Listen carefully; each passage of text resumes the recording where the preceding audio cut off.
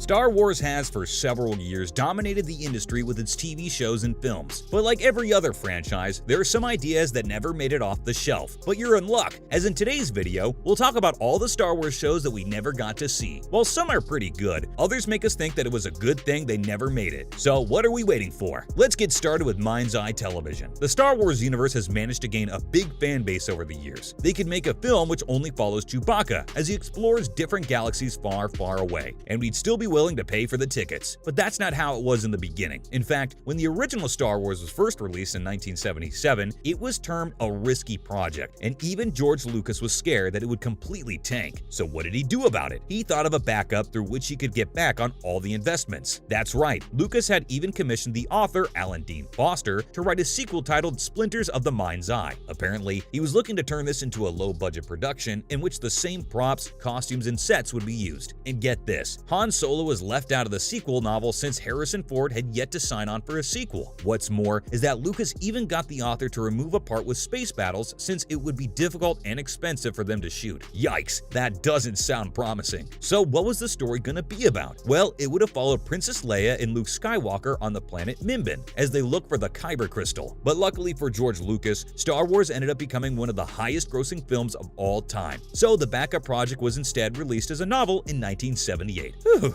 Moving on, a Star Wars science show for kids? Now that's something worth watching. Well, we all love R2-D2 and C-3PO, but imagine having them as your science teachers. Now that would be amazing. From the looks of it, this idea was suggested by the special project manager at Lucasfilm, Jock Church. The series was going to be titled Here's How, and it was going to be created in such a way that the two droids would be used to teach children the concepts of real-world science. The studio already had a deal going on with Nelvana, an animation company, and they'd created the Star Wars Holiday Special, an animated segment with them. This deal was later renewed to make the cartoon shows Droids and Ewoks. The main interest behind Here's How was the fact that the audience really wanted a show in which R2-D2 and C-3PO played the starring roles. That's definitely a missed opportunity. Following up, is there another Ewok movie? The world of Ewoks has two fairly successful films, Caravan of Courage, an Ewok adventure, and Ewoks, The Battle for Endor. But did you know that George Lucas wanted to go ahead with a third installment, thus completing the trilogy? That's right. Coupled with its success and low budgets, it's no wonder that Lucas thought that this was a good idea. The two earlier films had been able to resume props, costumes, and sets, which had already been used in Return of the Jedi while creating Endor. But sadly, we never got to see Ewoks 3. Moving on. Star Wars Underworld, a project under process since 2005. Now, when George Lucas announced at a fan event that Star Wars will be given two brand new TV shows, everyone was excited. What they didn't know was that almost 2 decades later, they'd still be waiting for one of them. The live-action show Underworld was supposed to be the future of the franchise, but seems like that future isn't here yet. Let's get to know the story a little bit. Apparently, this show is going to feature some fan-favorite characters such as Chewbacca, Boba Fett, Emperor Palpatine, and of course, C-3PO. The storyline falls somewhere between Revenge of the Sith and A New Hope, and from what George Lucas had said about it, the overall vibe of this show was going to be soap opera-like. Now that's something we don't want to miss. Another reason why this project is pretty cool is the fact that it could have easily led to a range of spin-off projects. But the sad thing is that even though more than 50 episodes of this series were penned, the budget ended up exceeding. It's been a long time since this series has been in the development process for a very long time, and even though Lucasfilms was acquired by Disney in 2012, there are not many updates regarding the series. Now for The Young Jedi. The Bad Batch isn't the only Clone Wars spin-off that George Lucas greenlit for production. Turns out there was another one some time ago. You might remember that in the 5th season of the series, a group of Jedi younglings was introduced to us who liked to build lightsabers on Ilum and went on a range of adventures with Ahsoka. Well, apparently, Lucas planned on giving them a series of their own. It definitely would have been a very interesting concept, but as we know, it didn't amount to much, especially since the Clone Wars was unfortunately canceled in 2013. Following up, speaking of Clone Wars, let's talk about the series Season 8. We were all pretty surprised with the rather abrupt ending to Clone Wars that Lucasfilm had to offer. And what's even more surprising is that they had already begun creating story reels, scripting, and recording for the upcoming seasons. But here's some good news. The storylines which were originally supposed to be a part of Clone Wars' new seasons didn't exactly go to waste. In fact, they were adapted in other mediums. For example, the novel Dark Disciple and Son of Dathomir, the comic series. Well, that certainly makes us very happy. And if you're curious about some future storylines that never made it to the screens, then we got some for you right here. Apparently, the writers were thinking of developing a plot where we'll be seeing R2-D2 and Captain Rex going for an action-packed adventure along with Yoda's experiences on Kashyyyk. Well, that definitely sucks. Up next, we've got the Star Wars Detours. 2010 came bearing some really good news for Star Wars fans. It was announced that Lucasfilm would be developing developing an animated comedy series with big names such as Seth Green and Matthew Senreich. The series was given the title Star Wars Detours, and a pretty star-studded lineup was finalized for its voice cast. The star-studded cast consisted of Anthony Daniels, Billy D. Williams, Zachary Levi, and Catherine Tabor, among many